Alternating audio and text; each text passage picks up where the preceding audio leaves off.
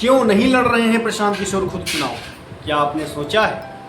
जनता जानना चाहती है कि पार्टी प्रमुख प्रशांत किशोर खुद मैदान में क्यों नहीं आ रहे हैं, क्यों नहीं चुनाव लड़ना चाह रहे हैं, क्या उन्हें हारने का डर सता रहा है? जन स्वराज पार्टी की 116 सीटों की सूची पूरी तरह पारदर्शी या किसी तरह का पक्षपात हुआ है? कई लोग टिकट वितरण की प्रक्रिया को लेकर शंका जता रहे हैं।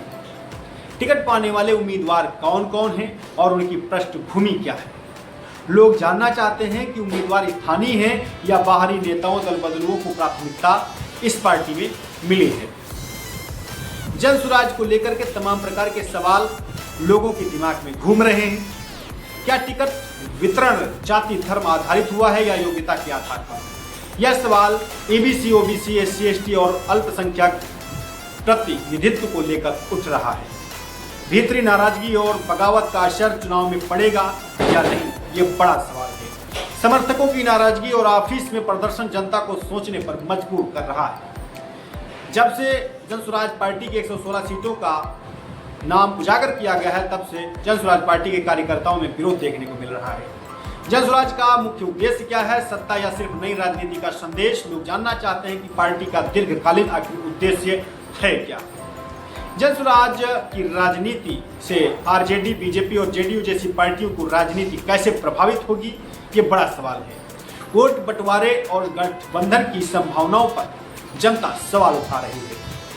महिला उम्मीदवारों और युवाओं को पार्टी कितनी प्राथमिकता दे रही है? बिहार में युवाओं और महिलाओं के लिए यह चुनाव बहुत ही अहम होने वाला है, क्योंकि जन स्वराज पार्टी ने सिस्टम परिवर्तन करने की गारंटी दी है। क्या टिकट न मिलने वाले कार्यकर्ता अलग होकर निर्दलीय या विरोधी उम्मीदवार बनेंगे? इससे चुनाव परिणामों पर सीधा असर पड़ सकता है। जन स्वराज के उम्मीदवार जीत पाएंगे या नहीं, या केवल वोट बांटने वाली पार्टी बनकर जन स्वराज पार्टी रह जाएगी? अंतिम सवाल यही है, क्या पार्टी को सत्ता में असर दिखेगा या सिर्फ वोट काटने का काम करेगी जन स्वराज पार्टी? तो तमाम प्रश्नों के साथ हाजिर हैं दोस्तों, मैं हूं सुमित तिवारी और आप देख रहे हैं सुमित तिवारी का राजनीतिक शो। आज हम बात कर रहे हैं प्रशांत किशोर की और उनकी पार्टी की। आज हम बात करेंगे बिहार विधानसभा चुनाव 2025 और प्रशांत किशोर की पार्टी जन स्वराज के बारे में। दोस्तों, यह चुनाव इसलिए खास है क्योंकि एक नई पार्टी जन स्वराज ने अब तक 116 सीटों के लिए अपने उम्मीदवारों की सूची जारी कर दी है। पार्टी का उद्देश्य बिहार की 243 विधानसभा सीटों पर चुनाव लड़ना है। तो चलिए पहले जानते हैं कि कौन कौन से उम्मीदवार हैं जिन्हें अब तक सीट क्लियर हो चुकी है।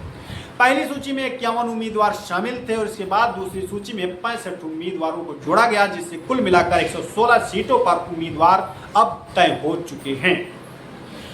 कुछ नामों पर नजर डाल लेते हैं कि राघवपुर से चंचल सिंह यह सीट इसलिए खास चर्चा में है क्योंकि प्रशांत किशोर खुद चुनाव नहीं लड़ रहे हैं। बक्सर से तथागत हर्षवर्धन है, जो किसी परिचय के मोहताज नहीं है। हरनौत से कमलेश पासवान है और बेनीपट्टी से परवेज आलम। गोपालगंज से डॉक्टर शशि शेखर सिंह। ये ऐसे नाम हैं जो बहुचर्चित हैं, जो किसी परिचय के मोहताज नहीं। पार्टी का दावा है कि उन्होंने जातीय संतुलन और सामाजिक प्रतिनिधित्व का ध्यान रखा है। अगर उदाहरण के तौर पर आप लोगों के सामने कुछ सच प्रस्तुत किए जाएं तो ऐसे है, ईबीसी और ओबीसी समुदाय के उम्मीदवारों की लगभग 70% की भागीदारी तय की गई है। उसके बाद एससी समाज के लोगों के लिए 30 से प्लस सीटों को चयन किया गया है और वहीं महिला उम्मीदवार के लिए 20 से अधिक सीटों पर महिला उम्मीदवारों को उतारने की तैयारी की गई है। लेकिन दोस्तों, टिकट वितरण को लेकर भीतरी विरोध और नाराजगी भी देखने को मिल रही है। कई स्थानीय कार्यकर्ताओं और समर्थकों जो वर्षों तक पार्टी के लिए मेहनत कर रहे थे, उनको टिकट नहीं मिला, तो उन्होंने पार्टी कार्यालय में प्रदर्शन किया, पुतले जलाए और बैनर भी फाड़े। यानी कहा जाए कुल मिलाकर कि भयानक विरोध प्रदर्शन देखने को मिला। कुछ कार्यकर्ताओं का आरोप है कि कुछ टिकट पैसे और जातिगत प्राथमिकता के आधार पर भी दिए गए। नालंदा, समस्तीपुर और पटना के कई कार्यकर्ता इस वजह से भी नाराज हैं।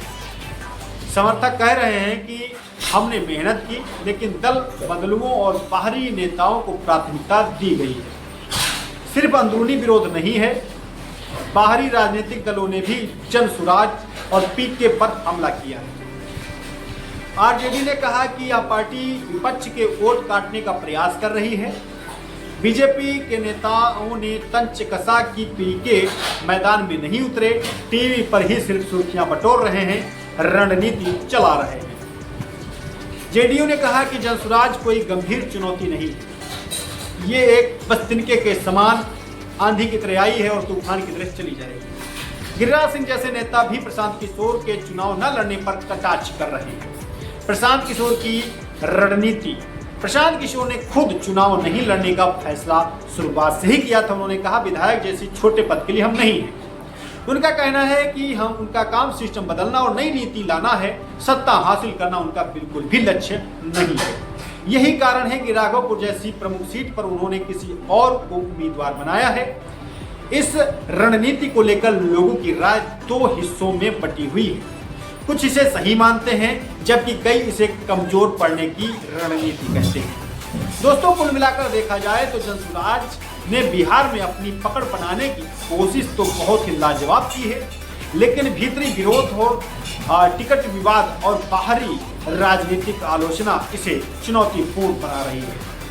अब चुनावी रण में सबसे अहम सवाल यही है, क्या पार्टी अपने कार्यकर्ताओं और समर्थकों को संतुष्ट रख पाएगी और चुनावी मुकाबले में प्रभाव डाल पाएगी या नहीं। यदि आप बिहार की राजनीति पर अपडेट चाहते हैं तो लाइक और फॉलो करें। नीचे कमेंट में बताएं कि आपको कौन से जिले और सीट की जानकारी चाहिए, मैं उस पर पूरी रिपोर्ट बनाकर आप लोगों के साथ साझा जरूर करूंगा। फिलहाल इस बुलेटिन में इतना ही, इस प्रोग्राम में इतना ही। मिलेंगे जल्द ही एक नए विचार और नए जिम्मेदारी के साथ। तब तक के लिए दोस्तों हाथ जोड़कर